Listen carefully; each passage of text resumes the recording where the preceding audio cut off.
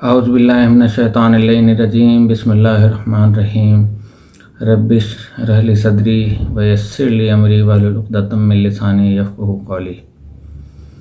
میرے تمام ویور اور فیملی چینل کے ممبرز اور جو مجھے جہاں بھی دیکھتے ہیں ان سب کو میری طرف سے السلام علیکم ورحمۃ اللہ وبرکاتہ۔ پروگرام شروع کرنے سے پہلے آپ لوگوں سے گزارش ہے کہ پروگرام پسند آئے تو چینل کو سبسکرائب کر دیجیے گا، بیل آئیکن کے بٹن کو پریس کر دیجیے گا اور اپنی کمیونٹی میں شیئر بھی کر دیجیے گا۔ محترم ممبرز اور نان ممبرز، سبسکرائبرز اور نان سبسکرائبرز، پروگرام کو شروع کرتے ہیں۔ محرم الحرام کا مہینہ ہے، اس میں کچھ فضائل بھی ہوں گے، کچھ مصائب کربلا بھی ہوں گے۔ بسم اللہ الرحمن الرحیم۔ اولم یر الذین کفروا ان السماوات والارض کانتا رتقا ففتقناہما وجعلنا من الماء کل شیء حی افلا یؤمنون۔ کیا کفر کرنے والے یہ نہیں دیکھتے کہ آسمان و زمین بند تھے، ہم نے انہیں کھول دیا اور ہم نے ہر زندہ چیز کو پانی سے پیدا کیا ہے۔ پھر کیا وجہ ہے کہ یہ ایمان نہیں لاتے؟ تو ہمارا موضوع پانی ہوگا، زمین ہوگا۔ بہرحال مجھے یہ عرض کرنا تھا کہ پروردگار عالم نے قرآن مجید میں جو ارشاد فرمایا ہے، اس سے یہ معلوم ہوتا ہے کہ اس نے تقسیم کر دیا ہے تمام کائنات کو دو کتابوں میں۔ کبھی اس کا کچھ تفصیلی حیثیت سے تذکرہ ہوا ہے، اس وقت مختصراً یہ کہنا ہے کہ کتاب کے اصلی معنی لغوی اعتبار سے جمع کرنے کے ہیں۔ کتاب بمعنی مکتوب، جس طرح جمع بمعنی مجموعہ، یعنی کتاب اس چیز کو کہا جاتا ہے جس میں کچھ چیزیں جمع کر دی جائیں۔ کاغذ پر لکھے ہوئے مضامین کہ یہ مجموعے جن کو ہم کتاب کہا کرتے ہیں، ان میں چونکہ کچھ مضامین جمع کر دیے اس لیے ان کو بھی کتاب کہا جاتا ہے۔ اور اب یہ ایک اصطلاح خاص بن گئی کہ کتاب اس چیز کو کہتے ہیں جس میں کچھ چیزیں لکھ کر جمع کی جاتی ہیں، ورنہ لغت کے اعتبار سے کتاب اس مخصوص چیز کا نام نہیں ہے، بلکہ اس ایک عام کا نام ہے عین الف سے، کہ جس کی ایک فرو یہ بھی ہے تو مطلق کے اعتبار سے اور معنی کے اعتبار سے کتاب کے معنی ہیں مجموعے کے۔ پروردگار عالم نے اس تمام کائنات کو دو مجموعے میں قرار دیا ہے۔ اس چیز سے ذرا ہٹ کر آپ کو ایک بات کہتا چلوں کہ پروردگار عالم نے اپنے بندوں کو سمجھانے کے لیے مثالوں کے طریقوں پر بھی بیانات فرمائے۔ مثلاً وہ آیات کہ جس کو مختلف مضامین کے ماتحت آپ کے سامنے پیش کیا جاتا ہے، کہ جیسے ارشاد ہوتا ہے رب العزت کا کہ کیا تم نے نہیں دیکھا ہم نے کس طرح سے مثال قائم کی ہے کلمہ طیبہ کی، جیسے کہ ایک شجر طیب ہو، پاک شجر ہو۔ ایک بات اور عرض کر دوں، پڑی رہے گی آپ کے کانوں کے اندر، کہ لفظ کلمہ اور کلام جو ہیں اس کے خاص معنی ہیں، ان کو بیان نہیں کرنا چاہتا، البتہ اتنا عرض کرنا چاہتا ہوں کہ پروردگار عالم نے جو کچھ پیدا کیا ہے الگ الگ ہر ایک کلمۃ اللہ ہے، یعنی خدا کا کلمہ ہے، اس کے بعد مجموعی حیثیت میں وہ خداوند عالم کا ایک بڑا کلمہ ہو جاتا ہے۔ اور بڑھتے چلے جائیں تو ایک منزل وہ آتی ہے کہ جہاں کلمۃ اللہ العلیہ کہا جاتا ہے، اور یہ قرآن مجید ہی کے الفاظ ہیں۔ اب کلام پاک میں ارشاد ہوتا ہے کہ ایک ہے کلمہ طیبہ اور ایک ہے کلمہ خبیثہ۔ تو کلمہ طیبہ کی مثال یہ ہے کہ جیسے درخت پاک و پاکیزہ، اس درخت کی جڑ زمین کے اندر، شاخیں آسمانوں سے نکل گئی ہیں، اور یہ درخت ایسا ہے جس میں ہر زمانے میں میوے آتے رہتے ہیں، ان کو کھانے والے کھاتے رہتے ہیں۔ اسی طرح دوسرے شجر یعنی شجر خبیثہ کی مثال دیتے ہوئے فرمایا، اور دوسرا کلمہ خبیثہ جو ہے اس کی مثال ہم نے دی ہے کہ جیسے درخت خبیثہ ہو اور جس کی جڑ کو قرار ہی نہ ہو، انتشار ہو۔ یہ پروردگار عالم نے سمجھانا چاہا ہے کہ کلمہ طیبہ اور کلمہ خبیثہ کو مثال کے ذریعے اس طرح کائنات عالم کو سمو دیا ہے ان دونوں درختوں میں۔ جتنے مخلوقات اچھے ہیں وہ کلمہ طیبہ یعنی درخت طیبہ کا جز ہیں، اور جتنے برے ہیں وہ شجر خبیثہ کے جز ہیں۔ جناب رسالت مآب صلی اللہ علیہ وسلم فرماتے ہیں کہ کلمہ طیبہ جو ہے یعنی درخت، اور وہ طیب و طاہر، اس کی جڑ کون ہے؟ میں ہوں، تنا علی ہیں، اور بڑی بڑی شاخیں ائمہ ہیں، اور پتے ہمارے دوست ہیں، آپ ہیں، ہم ہیں، میرے سننے والے ہیں بحیثیت مسلمان انشاءاللہ۔ اب اس کے بعد جس طرح سے یہ درخت طیب ہے اس طرح سے درخت خبیثہ ہے جو اس کے اجزاء ان حضرات کے دشمن اور مد مقابل ہوں گے جیسے شجر طیبہ کے۔ اس طریقے سے گویا سمجھا دیا گیا کہ پروردگار عالم نے شجر طیب اور شجر خبیث کی مثال دے کر اس طرح اس نے یہ سمجھانا چاہا کہ دیکھو دو مجموعے ہیں ہماری اس کائنات کے، اور چونکہ مجموعے کے معنی کتاب کے ہیں اسی لیے ارشاد فرمایا کہ دو قسم کی کتابیں ہیں ہمارے پاس، ایک آفاقی کتاب ہے اور ایک انفسی کتاب ہے۔ ایک تیسری کتاب بھی ہے جو سب سے افضل و برتر ہے، اور اس کا نام ہے قرآن مجید۔ اس میں اس نے دونوں کتابوں کو جمع کر دیا ہے۔ بہرحال کتاب آفاقی کا مطلب ہے مادے کا مجموعہ، جہاں جہاں بھی مادہ ہے وہ کتاب آفاقی کا جز ہے۔ یا یوں سمجھیے کہ جیسے عام کتابوں میں ہوتا ہے پہلا باب، دوسرا باب، تیسرا باب وغیرہ وغیرہ، اسی طرح سے زمین، چاند، سورج یا دیگر ستارے یہ سب کتاب آفاقی کے ابواب ہیں۔ ہر ستارہ جن کو ابھی دنیا دیکھ بھی نہیں سکی ہے، یہ کتاب ہے قدرت کا ایک ایک باب ہیں، اور اجرام سماویہ ہیں، اور اجرام سماویہ کو تو چھوڑیے جو ہم سے بہت ہی دور ہیں، یہ زمین جو سب سے زیادہ ہم سے نزدیک ہے جس پہ ہم بستے ہیں، اس زمین کو بھی نہیں دیکھا جا سکا اب تک۔ تو پروردگار عالم نے ارشاد کیوں فرمایا اس طریقے سے؟ وہ اس لیے کہ اسے یہ بیان کرنا تھا کہ یہ جو عالم کی کتاب ہے ایک کتاب ہے جس کا وارث ہم نے کسی کو بنایا ہے، تو جو یہ کتاب آفاقی اتنی وسیع ہے جس کے صرف ابواب ہی کو دنیا شمار نہیں کر سکی، پڑھنا تو درکنار، جس کو بھی اس کا وارث بنا دیا جائے تو وہ ہوگا جو اس کے ہر جز سے واقف ہوگا۔ ظاہر ہے اللہ پاک اسے ہی وارث بنائے گا، اس میں کوئی شک نہیں کہ اس نظام شمسی کے بعض سیاروں کی تصویریں حاصل کی گئی ہیں، لیکن اس طرح تصویریں لے لینے سے یہ پتہ نہیں چل سکتا کہ وہاں کس کس چیز کے اجزاء ہیں۔ چلیں اس جگہ بھی پہنچ جائیں تو کیا یہ ممکن ہے کہ وہاں کچھ اور عنصر ملیں جو اس زمین میں ہی نہیں؟ اور پھر اس کی گواہی کون دے؟ جو گئے انہوں نے کہا ہم نے یہ چیز دیکھی ہے، گواہی تو کوئی بھی نہیں ہے۔ وہاں کچھ اور عنصر ملے جو اس زمین میں ہے ہی نہیں، تو کہا جاتا ہے کہ دوسرے ستاروں میں آکسیجن کے نہ ہونے سے زندگی ہی نہیں۔ بہرحال دیگر اجرام سماویہ کے حالات مختلف ہیں، اور ان کو خود دیکھا نہیں، صرف تصویریں لے لی گئی ہیں۔ اب بتلائیے تصویروں کے ذریعے ان کی حقیقتوں کا کیسے پتہ چل سکتا ہے؟ ایک اندازہ ہے یا تخمینہ، اور بس چلیے یہ معلوم ہو گیا کہ پہاڑ ہیں اور غار ہیں۔ اتنا معلوم ہو جانے سے ان کے اندر کی چیزیں جو قدرت نے ودیعت کر دی ہیں ان کا پتہ تو چل نہیں سکتا۔ ابھی نظام شمسی کو نہیں دیکھا جو بہت ہی قریب ہے، تو دوسرے جو نظام ہیں ان کی بابت کچھ کہنا بڑے دور کی بات ہوگی۔ اچھا دوسرے نظاموں کو بھی چھوڑیے، پھر میں یہ بات کہتا ہوں کہ کون دعویٰ کر سکتا ہے اس بات کا کہ زمین کو مکمل دیکھ لیا؟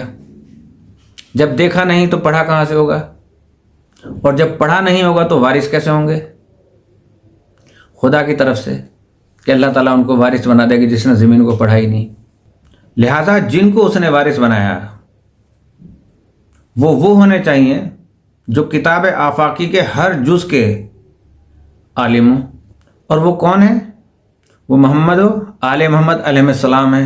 یہ ہمارا دعویٰ ہے، انشاءاللہ آپ کا بھی دعویٰ ہوگا. زمین اس کتاب آفاقی کا ایک باب ہے جو سب سے پہلا باب ہے، کیونکہ ہم سے قریب ہے. ابھی اس کو دنیا نہ پڑھ سکی تو اوروں کو کیا پڑھے گی؟ یہ وجہ تھی کہ پروردگار عالم نے کائنات عالم کو 2 مجموعے قرار دیا، اور 2 مجموعے قرار دے کر کتاب کہا، اور کہنے کے بعد پھر ذکر کیا کہ ہم نے وارث بنایا ان کا. مگر کس کو وارث بنایا؟ ثم اورثنا کتاب الذین اصطفینا من عبادنا. ہم نے فریبی، مکار، دغاباز لوگوں کو وارث نہیں بنایا، بلکہ وارث بنایا اس کتاب مطلق کا اپنے بندوں کو جو مصطفیٰ ہیں. وہ بندے مصطفیٰ ہیں جن کو ہم نے چن لیا ہے، ان کو وارث بنایا ہے. یہ لفظ وارث کیوں رکھا؟ سوچئے آپ بھی میں بھی. یعنی پروردگار عالم یہ فرما دیتا کہ ہم نے ان کو حالات سے مطلع کر دیا ہے، انفارم کر دیا ہے. وارث کیوں؟ بات یہ ہے کہ وراثت وہ چیز ہوتی ہے کہ جو مالک بنا دیتی ہے. مثلا ایک شخص مر گیا، اس نے تلوار چھوڑی، یہ میراث پہنچی بیٹے کو، تو اب یہ بیٹا اس تلوار کا مالک بنا نا. اس کے مالک ہونے کا مطلب یہ ہے کہ جب چاہے فروخت کر دے، جب چاہے رہن رکھ دے کسی کے پاس. لہٰذا جن کو وارث کیا ہے اس کا مطلب یہی ہے کہ ان کو کتاب کا مالک بنا دیا ہے، اور کتاب کے جز میں نے آپ کو اور ان کے ابواب میں نے آپ کو بتا دیے. ورنہ خدا مرنے والا تو ہے ہی نہیں کہ وہ مر گیا ہو اور اس کے بعد اس نے وارث بنایا. لفظ وراثت اس لیے رکھا ہے تاکہ یہ معلوم ہو کہ اس کی ملکیت ان سے متعلق ہے. ایک دوسری جگہ ارشاد کلام پاک ہوتا ہے کہ ان الارض للہ یورثها من یشاء. یہ زمین اللہ کی ہے اور اپنے بندوں میں سے جس کو چاہتا ہے اس کا وارث بنا دیتا ہے. ان تمام بندوں میں سب سے بلند بندہ اللہ کا کون ہے؟ وہی ہے نا کہ جس کے بارے میں ارشاد ہوا سبحان الذی اسریٰ بعبدہ. پاک ہے وہ ذات تمام برائیوں سے کہ جو اپنے عبد کو لے گئی کہاں؟ قاب قوسین او ادنا کی منزلوں تک. تو یہ عبد ہیں جناب محمد مصطفیٰ صلی اللہ علیہ وسلم. یہ بہرحال سب سے افضل ترین ہیں. میں کسی اور کا نام کیوں لوں؟ اگر لوں گا تو لوگ کہیں گے کہ یہ خصوصیت کیسی. تو اب تمام کے تمام اس بات پر تو متفق ہیں کہ رسول اللہ سے زیادہ افضل بندہ خدا کا کوئی نہیں ہے. ٹھیک ہے نا؟ تو اب کوئی وارث ہو یا نہ ہو، جناب رسالت مآب صلی اللہ علیہ وسلم تو وارث ہوئے. لہٰذا رسول اللہ کی ملکیت میں ہے یہ زمین یا نہیں. یہ صرف ملکیت ہی نہیں بلکہ اس کا مطلب یہ ہے کہ اس کے اندر جو کچھ چیزیں ہیں وہ جناب رسالت مآب صلی اللہ علیہ وسلم کو بتا دی گئی تھیں خدا کی طرف سے کہ جو مالک ہو وہ جاہل نہیں ہو سکتا. اس لیے سب کچھ بتا دیا گیا تھا. لہٰذا رسول اللہ صلی اللہ علیہ وسلم کو تمام چیزوں کا علم بھی دے دیا گیا اور وارث یعنی مالک بھی بنا دیا گیا. مختصراً یہ کہ اس ارشاد خداوندی کے تحت کہ اللہ کی زمین ہے اور وارث بنانا ہے اپنے بندوں میں سے جس کو وہ چاہتا ہے، تو کم سے کم رسول، مالک ہوئے اور وارث بھی ہوئے. اب ایک مقام پر پھر ارشاد ہوتا ہے وَلَقَدْ كُتُبْنَا فِي الزُّبُورِ مِن بَعْدِ الذِّكْرِ إِنَّ الْأَرْضَ يُرِثُهَا عِبَادِهِ الصَّالِحُونَ. ہم زبور میں لکھ چکے ہیں کہ ذکر کے بعد اس زمین کے وارث کون ہوں گے. اللہ نے پہلے ہی زبور کے اندر یہ لکھ دیا، وہ ہوں گے جو میرے صالح بندے ہیں. وہاں پہ وارث بنایا ایک، اب یہاں میرے صالحین بندے ہوں گے. کہ ہم زبور میں لکھ چکے ہیں کہ ذکر کے بعد اس زمین کے وارث کون ہوں گے؟ وہ ہوں گے جو میرے صالح بندے ہیں۔ ذکر کے بعد یہاں ذکر سے کیا مطلب ہے؟ ذکر نام ہے رسول اکرم صلی اللہ علیہ وسلم کا۔ ارشاد ہوتا ہے قد انزل اللہ علیکم ذکرا رسولا، ہم نے تمہاری طرف ذکر کو نازل کیا جو ہمارا رسول ہے، لہذا ذکر نام ہوا رسول اللہ صلی اللہ علیہ وسلم کا۔ وَلَقَدْ كَتَبْنَا فِي الزُّبُورِ مِن بَعْدِ الذِّكْرِ، ہم نے زبور میں لکھ دیا ہے کہ ذکر کے بعد اس زمین کے وارث ہمارے صالح بندے ہوں گے، یعنی ذکر ہے نبی کریم صلی اللہ علیہ وسلم، تو اس ذکر کے بعد ان کے بعد اس زمین کے وارث ہمارے صالح بندے ہوں گے، یعنی جناب رسالت مآب تو وارث ہیں ہی، جب یہ اٹھ جائیں گے تو یہ وراثت منتقل ہوگی ان لوگوں کی طرف جو خدا کے صالح ہیں۔ اب سمجھ گئے؟ آپ سمجھ گئے تو ڈیش لگا دیجیے گا۔ اب معاف کریں مجھے کہ ایک شخص نماز پڑھتا ہے اور 5 وقت کی نماز پڑھتا ہے مگر روزہ نہیں رکھتا، کیا یہ خدا کا صالح بندہ ہے؟ نہیں کہا جا سکتا۔ اچھا، ایک شخص نماز بھی پڑھتا ہے، روزے بھی رکھتا ہے مگر شراب پی لیا کرتا ہے، کیا یہ صالح بندہ ہے؟ اللہ کا صالح بندہ تو نہیں ہوا نا۔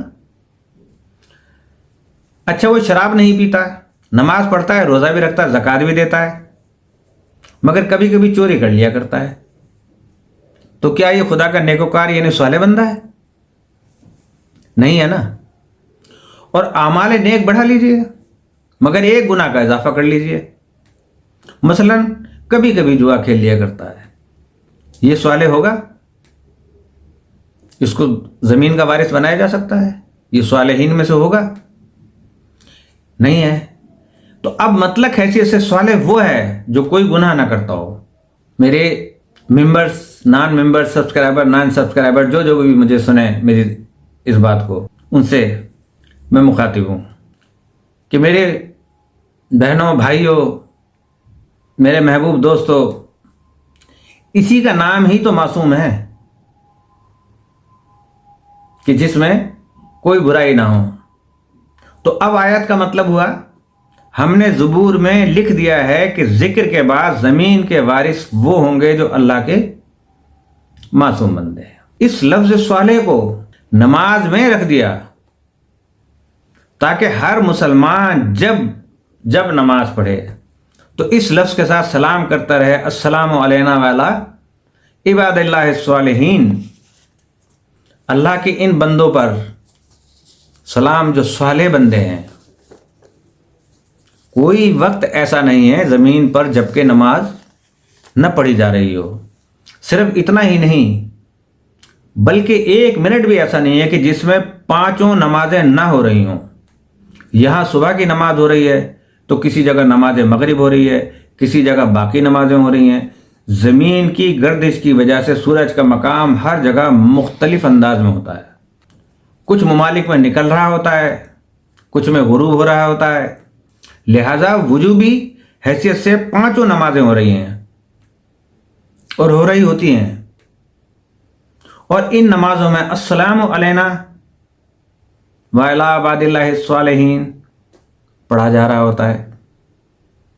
ایک شخص اگر کوئی گناہ کر رہا ہے ہو تو اس پر سلام بھیجنا درست نہیں ہے نا۔ سمجھ گئے آپ؟ توجہ سے سنیے گا بس۔ تو اب یہ سلام خدا کی طرف سے جو نماز میں ہم کر رہے ہیں ان لوگوں پر ہے کہ جن سے دن کے 24 گھنٹوں میں کوئی گناہ سرزد نہیں ہوتا، لہذا یہ معین بندے ہیں جن پر سلام بھیجا جا رہا ہے۔ اچھا، تو اب منتقل ہوئی نا زمین ان بندوں کی طرف، اب حضور ان کی اجازت پر موقوف ہے نا۔ زمین پر چلنا، زمین میں پانی جو ہے وہ بھی ملکیت میں داخل ہے، جو چیزیں زمین کے اندر ہیں اس کی بھی ملکیت میں داخل ہیں وہ لوگ۔ پانی پینا بھی ناجائز ہوگا جب تک کہ ان کی اجازت نہ ہو جائے، اور ان کی اجازت کا مطلب یہ ہے کہ ان کا محبت اور ان کی محبت دل میں پیدا ہو جائے ان صالحین بندوں کی، کیونکہ ان حضرات کے اقوال سے یہ ثابت ہو چکا ہے کہ ہم نے اپنے دوستوں کے لیے ان تمام چیزوں کو مباح کر دیا ہے، پاک کر دیا ہے۔ میں اس مقام سے تھوڑا سا آگے بڑھ کر ایک اور بات عرض کرتا چلوں کہ یہ زمین عجیب سی چیز ہے کہ اس میں کچھ ایسی ترتیب قائم ہے کہ جو فطرت خود بخود بتلاتی ہے، اور اس طرح سے کہ سب سے پہلے جمادات ہیں، اس کے بعد نباتات ہیں، پھر حیوان ہیں، پھر آخر میں انسان ہے۔ یہ زمین ایک باب ہے کتاب آفاقی کا، جس کے 4 ورق ہیں، 4 پیجز ہیں۔ پہلا ورق ہے، پہلا پیج ہے جمادات سے متعلق، اس سے اگلا نباتات سے متعلق، پھر اس سے اگلا حیوان سے متعلق، آخری یعنی چوتھا ورق، چوتھا پیج، چوتھا باب، 4th چیپٹر، اس کا تعلق ہے انسان سے۔ تو یہ 4 ورق تھے، یہ 4 پیجز تھے اس کتاب کے۔ اگر دنیا والے ان پیجز کی ترتیب درست رکھتے تو شاید انبیاء کے آنے کی ضرورت نہ پڑتی، لیکن خواہشات نے کچھ ایسا منقلب کیا کہ دنیا ترتیب کو بھول گئی، نیچے کا ورق جو تھا اوپر پہنچا دیا، یعنی انسان پتھروں کو سجدہ کرنے لگا، کسی نے حیوان کو اونچا کر دیا، تیسرے کو چوتھا بنا دیا، الٹ پلٹ ہو گئی نا، کتاب ہی تبدیل ہو گئی۔ پیج کوئی ڈھونڈ رہے ہیں، مل پہلا پیج رہا ہے، درمیان میں سے کتاب کھولتے ہیں تو پیج آخری مل رہا ہے۔ اس کو بے ترتیب دے دیا اس لیے کہ انہیں اس کتاب کا کوئی علم ہی نہیں ہے۔ اس کتاب کو صحیح کرنے کے لیے انبیاء علیہ الصلاۃ والسلام بھیجے گئے کہ جاؤ اس کے ورقوں کو، اس کے پیجز کو سیدھا کرو۔ کتنے جاہل تھے وہ لوگ، نہ پڑھتے ان ورقوں کو، نہ پڑھتے ان پیجز کو۔ کم سے کم پیجز تو اپنی جگہ پہ موجود ہوتے نا، ورق اپنی جگہ پہ محفوظ ہوتے، یہ کام تو جاہل بھی کر لیتے ہیں۔ لہذا انبیاء آئے، اور وہ اس لیے آئے کہ ان ورقوں کو سیدھا کر دیں۔ اگر آپ کو دیکھنا ہو تو ایک نظر سے خانہ کعبہ میں دیکھیں، محمد مصطفیٰ صلی اللہ علیہ وسلم کے کاندھے پر جس ورق کو اونچا کر دیا گیا ہے اس کی گردن پکڑ کے نیچے پھینک رہے ہیں۔ نیچے کا ورق اس قابل نہیں ہے کہ ہم اس کی پرستش کریں۔ بتوں کو جن کو اوپر بٹھا دیا ان کو نیچے پھینک رہے ہیں۔ کبھی ڈوبے ہوئے آفتاب کو کھینچ کر بتلاتے ہیں، واپس پلٹ کے بتلاتے ہیں کہ یہ پرستش کے قابل نہیں ہے۔ یہ وہ ہے جو ہماری غلامی کرتا ہے۔ زمین کے بارے میں آج کا ہم اس بیان کو یہاں پہ تمام کرتے ہیں۔ کل جو بیان ہوگا ہمارا، ٹائم بھی دیکھنا ہے، تھوڑے سے مصائب کے جملے بھی ہیں، کچھ تھوڑا سا زمین کے متعلق اور پھر اس کے بعد پانی سے متعلق ہوگا، کیونکہ یہ دوسرا جز ہے اس آیت کا۔ اب ہم آتے ہیں کہ ایک قبیلہ تھا بنی طے، جس میں حاتم طائی تھا۔ اس قبیلے میں مشہور سخی، جس کی سخاوت آج بھی مشہور ہے، اور مثال کے طور پر کہا جاتا ہے کہ وہ اپنے وقت کا حاتم ہے، اگرچہ بت پرست تھا، لیکن اس کی طرف نسبت دینے سے آپ کو خوشی ہوتی ہے اگر آپ کو حاتم کہہ دیا جائے تو۔ اتنا بلند مقام تھا اس شریف انسان کا، بہادر تھا۔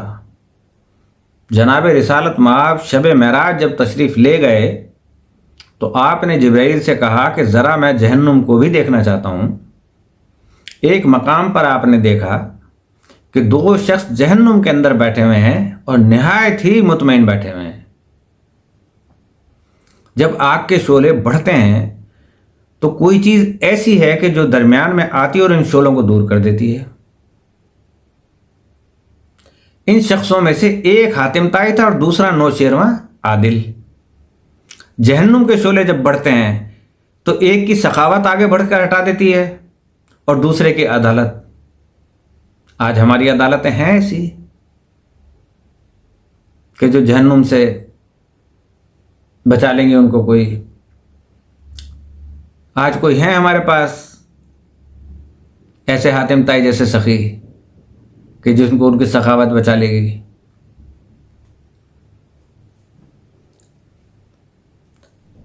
کفر چونکہ تعین دونوں میں، لہذا ٹھکانہ جہنم میں، مگر تکلیف نہیں ہے۔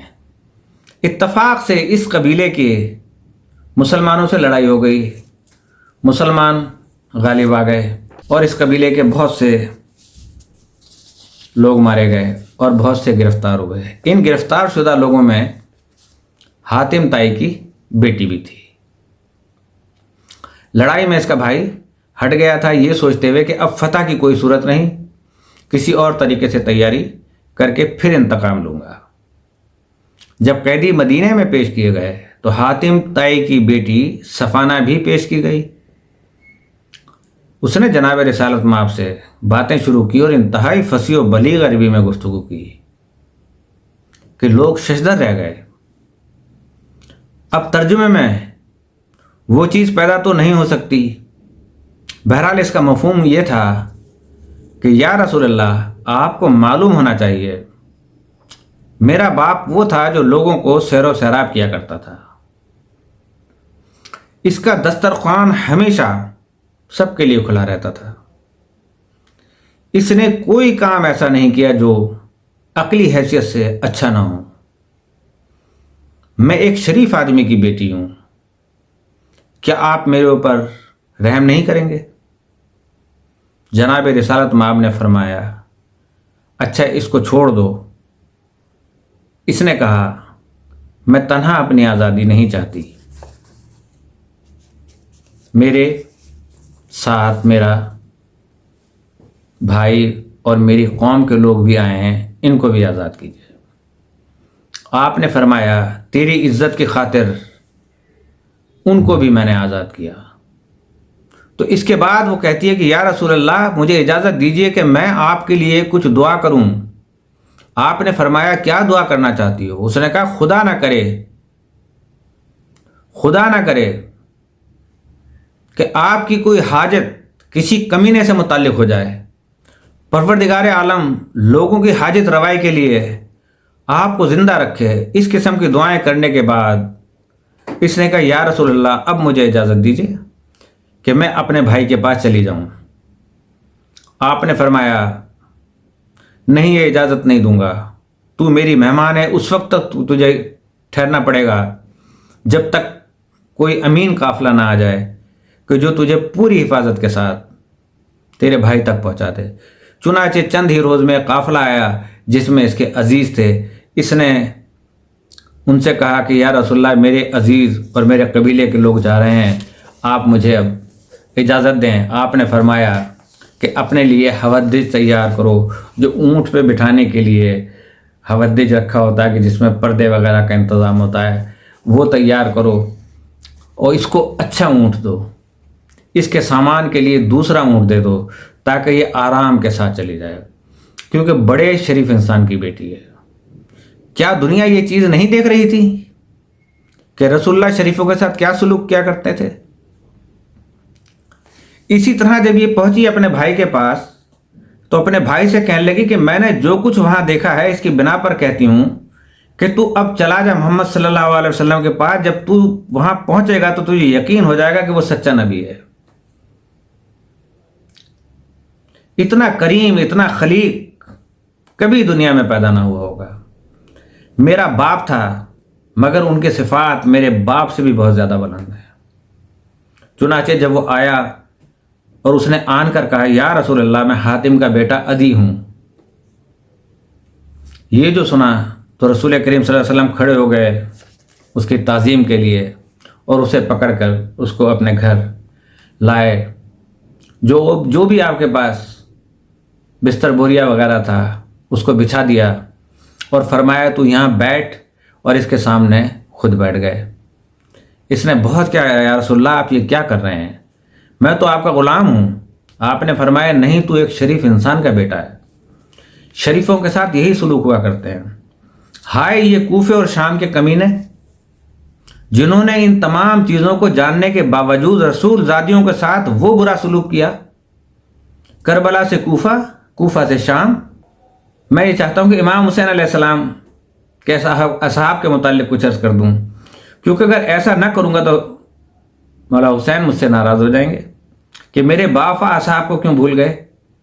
لہٰذا اجمالی حیثیت سے چند فقرے سن لیں۔ یہ سب وہ تھے جو بنی ہاشم کے علاوہ تھے، امام حسین نے ان کو بلایا نہ تھا سوائے ایک حبیب ابن مظاہر کے جو ان کے بچپن کے دوست تھے،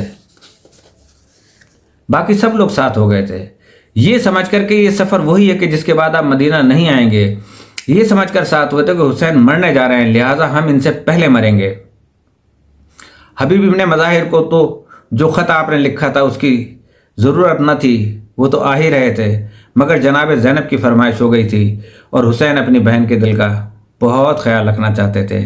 بیٹھے تھے بہن بھائی دونوں، جناب زینب نے عرض کیا بھیا چاروں طرف سے فوجیں آ رہی ہیں، آپ بھی تو اپنے دوستوں سے کسی کو لکھ دیجئے کہ وہ آپ کی مدد کے لیے آ جائیں۔ تو امام حسین نے فرمایا اچھا بہن، یعنی آپ یہ نہیں چاہتے کہ بہن کا دل ذرا بھی دکھے۔ بیٹھ کر خط لکھا اور خط میں لکھتے ہیں الی الفقیہ اللہ اکبر، آپ لکھتے ہیں ہم چاروں طرف سے گھیرے جا رہے ہیں، حبیب اگر آ سکتے ہو تو آ جاؤ۔ جناب زینب سے کہا کہ بہن تمہاری خاطر سے میں نے خط لکھ دیا ہے، تو عرض کرتی ہیں بھیا ذرا سنا تو دیجئے۔ امام حسین نے سنایا تو عرض کیا بھیا ایک فقرہ میری طرف سے بھی لکھ دیجئے۔ آپ نے فرمایا کیا؟ کہا کہ الاجل الاجل، حبیب اگر آنا ہے تو جلدی سے آ جاؤ۔ بھیج دیا ایک شخص کو۔ ادھر حبیب کی حالت یہ ہے کہ ایک دن پہلے ہی خضاب خریدنے بازار گئے تھے، بازار میں مسلم ابن اوسجہ ملے، آپس میں دعا و سلام ہوا تو حبیب نے کہا بھائی مسلم یہ کوفے میں کیا ہو رہا ہے؟ تلواروں پر سیکل کیے جا رہے ہیں، یعنی تلواریں تیز کی جا رہی ہیں، نیزوں کی انیاں زہروں میں بجھائی جا رہی ہیں، یہ کس بڑی لڑائی کا اہتمام کیا جا رہا ہے؟ تو مسلم بن اوسجہ نے کہا حبیب اتنے غافل بیٹھے ہو تو تمہیں پتہ ہی نہیں کہ یہ کس سے لڑنے کا سامان ہے، یہ میرے اور تمہارے مولا حسین کے قتل کی تیاریاں ہو رہی ہیں۔ حبیب نے کہا اچھا وقت آ گیا، کہا بالکل قریب آ گیا ہے وہ وقت۔ حبیب نے جو خضاب خریدا تھا وہ پھینک دیا کہ اب اس کی ضرورت نہیں، اب میری داڑھی میرے خون سے خضاب کی جائے گی، گھر چلے آئے۔ متفکر و پریشان دوسرے دن دسترخوان پر بیٹھے ہوئے تھے کہ ایک مرتبہ دروازے پر دستک ہوئی، پوچھا کون ہے؟ اس نے کہا کہ امام حسین علیہ السلام کا قاصد ہوں، یہ خط دیا۔ خط ہاتھ میں لے کر آنکھوں سے لگایا، بوسے دیے، تھوڑی دیر تک کھڑے ہوئے روتے رہے، اس کے بعد وہاں سے خط کو بند کر کے آنسو پوچھ کر گھر میں آئے، بیٹھ گئے بالکل خاموش۔ بی بی نے کہا کس کا خط ہے؟ حسین فاطمۃ الزہرا سلام اللہ علیہا کے فرزند کا۔ بی بی نے پوچھا کیا لکھا ہے؟ کہا کہ بلایا ہے۔ کہا گیا کیا خیال ہے؟ کہنے لگے کہ میں سوچ رہا ہوں۔ تو اس مومنہ نے بگڑ کر کہا کہ حبیب بڈھے ہو گئے ہو تم، اب بھی زندگی سے محبت ہے؟ فاطمہ کا بیٹا بلائے اور تم سوچو۔ حبیب اور کہنے لگے مصلحت کی بنا پر میں نے یہ بات کہی تھی، میں بڑا خوش ہوں کہ تمہاری عقیدت یہ ہے۔ بہرحال حبیب نکلے، راستوں کو کاٹتے ہوئے کربلا میں پہنچے۔ امام حسین خیمہ زن تھے۔ جب تھوڑی دور رہ گئے تو حبیب نے امام حسین سے فرمایا جناب علی اکبر سے کہ میرے بیٹے استقبل امکل حبیب، جناب علی اکبر، جناب قاسم، تمام شہزادے استقبال کے لیے آگے بڑھے۔ حبیب نے جب شہزادوں کو دیکھا گھوڑے سے کود پڑے اور ان کے ہاتھ چومتے ہوئے آگے آگے آئے، امام حسین کے قریب بڑھے تو اصحاب نے نعرہ تکبیر بلند کیا۔ اس نعرہ تکبیر کی آواز خیموں میں پہنچی۔ جناب زینب نے فضہ سے کہا کہ ذرا دیکھنا کہ نعرہ تکبیر کیوں بلند ہوا ہے۔ फिज़ा आई, पूछा, वापस गईं, कहा कि शहज़ादी हबीब आ गए, बचपन के दोस्त आ गए। जनाब ज़ैनब ने कहा कि फिज़ा हबीब को मेरा सलाम पहुंचा दे। वो ये कहकर हबीब बड़ा एहसान किया। फिज़ा ने आन कर कहा, हबीब शहज़ादी सलाम कह रही हैं। हबीब ने जब ये सुना तो अपने मुंह पे तमाचे मारना शुरू कर दिए कि मैं इस काबिल का फातिमा ज़हरा की बेटी मुझे सलाम कहे। बहरहाल ये एक वाक़या था, एक कि इमाम हुसैन ने उनको बुलाया था। वैसे वो खुद भी तैयार बैठे थे, बाकी लोगों में से बहुत से ऐसे भी थे जो ये सुनकर हुसैन मदीना की तरफ नहीं जा रहे हैं, मक्के से खुद बाहर निकल पड़े थे। बहरहाल मैं अर्ज़ कर रहा था कि बच्चों को रुख़्सत करके चले थे, अपनी बीवियों से ये कहकर चले थे कि अब ना आएंगे, मौला की खिदमत में पहुंच रहे थे। ये मौला के असहाब जो थे, रसूलुल्लाह की खिदमत में जाएंगे तो सुरखरू हो जाएंगे। कभी आपने ये सुना कि किसी साहबी ने कहा हो कि मैं प्यासा हूं? एक दूसरे के साथ जब मिलते थे आपस में यही बात करते थे कि देखो हुसैन के पास जाना तो हंसते हुए जाना, इनको हमारी तकलीफ का एहसास ना होने पाए। आशूर की रात एक वक्त इमाम हुसैन गए हैं जनाब ज़ैनब के खैमे में। जनाब ज़ैनब उस वक्त रो रही थीं। पूछती हैं, भैया ये जो आपके साथी हैं इन पर आपको भरोसा तो है? उस रात असहाब खैमों के गिर्द पहरा दे रहे थे। इस तरफ उस वक्त बुरीर हमदानी थे। ये आवाज़ उनके कानों में पड़ गई। एक मर्तबा घबरा गए, बुलंद आवाज़ में आवाज़ दी कि असहाब हुसैन ज़रा इधर आओ, फातिमा की बेटी को हम पर एतबार नहीं, ज़रा जाकर इत्मीनान दिला दो। तो उस वक्त उन्होंने ये किया कि तलवार की मयानों के टुकड़े टुकड़े करके फेंक दिए और सब ने यकजा ज़बान होकर कहा, फातिमा की बेटी, ए रसूल की बेटी, ये तलवारें जब तक हमारे हाथों में हैं आपके भाई हुसैन को कोई ज़ख्म नहीं आ सकेगा। जनाब ज़ैनब ने दुआएं दी। सुबह का वक्त जो हुआ, अल्लाह अकबर, न किसी को अपनी औलाद की फ़िक्र है, ना माँ बाप याद हैं, ना भाई का ख्याल है, ना किसी को बीवी याद है, ना किसी को अपना घर याद है। अगर याद है तो हुसैन का नाम, और अगर कोई चीज़ सामने है तो हुसैन की तस्वीर। एक आवाज़ आती है, मौला मेरा आखिरी सलाम कबूल करें, मैं दुनिया से जा रहा हूँ। हुसैन आते हैं, असहाब अर्ज़ करते हैं कि आप ठहर जाएं, हम ले आते हैं। आपने फरमाया, नहीं मेरे भाइयों, इसने मुझे बुलाया है। खामोश, जो हुक्म इमाम। एक दूसरे से कह रहा है, ज़रा तुम ठहर जाओ, मुझे जाने दो, मेरी लाश पहले आ जाए, मैं पहले जान दे दूं। वो कहता कि आप ठहरें, मुझे जाने दें। जवान कहते हैं कि लड़ने का ज़माना हमारा है, आप बूढ़े हो चुके हैं, आप ठहरिए। बूढ़े कहते हैं तुम्हारे रहने के दिन हैं, अभी हमारे मरने के दिन हैं, तो हमें पहले जाने दो। छोटे छोटे बच्चे खैमों से निकल आए तलवारें लिए हुए और आन कर अर्ज करते हैं, मौला इजाज़त दीजिए, हम आपके दुश्मनों से जहाद करेंगे। हर एक को एक खुशी, और वो कि आज दुनिया से जाने वाले हैं। जब भी असहाब का जिक्र आता है मुझे वाक़या याद आ जाता है। एक थे बनी शाकिर के सरदार, आबिस उनका नाम, तहज्जुद गुजार, पेशानी पर सजदों के निशान। जब ये मुकाबले के लिए आए तो किसी ने कह दिया कि ये अरब का मशहूर बहादुर बनी शाकिर का शहसवार आबिस है, कोई शख्स तन्हा इसका मुकाबला नहीं कर सकता। इस आवाज़ के बाद तीर आने शुरू हुए। जो करीब थे उन्होंने पत्थर फेंके। आबिस मुस्कुराए और मुस्कुराने के बाद सर से लोहे का खौल उतारा, ज़रा उतारी, और गुलाम जो साथ था उसे देकर कहा, ले जा,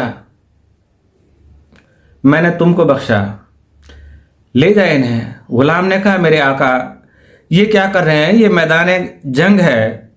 आपने फरमाया, समझता हूं कि मैदान जंग है। गुलाम ने पूछा, फिर ये क्यों उतार दी?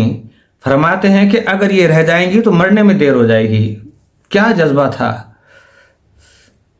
अहले बैत के लिए रसूल खुदा के पास जल्दी जाने की। मरने में देर हो जाएगी, अल्लाह अकबर। मौत का इस तरह से शौक कहीं आपने सुना है? औरतें अपने बच्चों को संवार संवार कर भेज रही हैं, आप एक लाश पे लाश लाए हैं। आपको जवान की वफ़ाएं और खिदमतें याद आए तो खड़े होकर रोने लगे, आंखों पर रुमाल रखे रो रहे थे। इनकी अताअत गुजारियों और वफादारियों को याद कर कर के एक मरतबा खैमे का पर्दा उठा और एक लड़का 10 या 11 साल का निकला, छोटा सा अमामा सर पर बांधा हुआ है, एक तलवार कमर में बंधी हुई है, बच्चे का कद छोटा है, तलवार लंबी, जमीन पर खत देते हुए चली आ रही है, जमीन पे घिसटती हुई वो तलवार चली आ रही है। बच्चे ने इधर उधर कुछ न देखा, सीधा इमाम के पास पहुंचा, पांव पर गिर पड़ा। इमाम हुसैन मुतवज्जा हुए, झुककर बच्चे को उठाया, सीने से लगाया। बेटे तुम कैसे निकल आए हो? देखो ये तीर आ रहे हैं। वो बच्चा कहता है, मेरे आका मुझे मरने की इजाज़त दीजिए, मैं आपके दुश्मनों से जंग करने के लिए निकला हूँ। आपने फरमाया, तेरी उम्र जंग की नहीं है, तू खैमे में चला जा। इसने कहा, मौला अब मैं खैमे में नहीं जाऊँगा, अब खैमे में मैं जाएगी तो मेरी लाश जाएगी। आपने फरमाया, तू किसका बेटा है, तेरे बाप का नाम क्या है? तो बच्चा कहता है, यही तो मेरे बाप की लाश है जिस पर आप खड़े हुए रो रहे हैं। इमाम हुसैन ने इस बच्चे को प्यार किया और फरमाते हैं, बेटा तू अपनी माँ के पास चला जा, तेरी माँ के लिए तेरे बाप की जुदाई का गम काफ़ी है, तू अपनी जुदाई का गम उसे न दे। ये जो सुना तो वो कहता है कि मौला ये अमामा मेरी माँ ने अपने हाथ से बांधा है।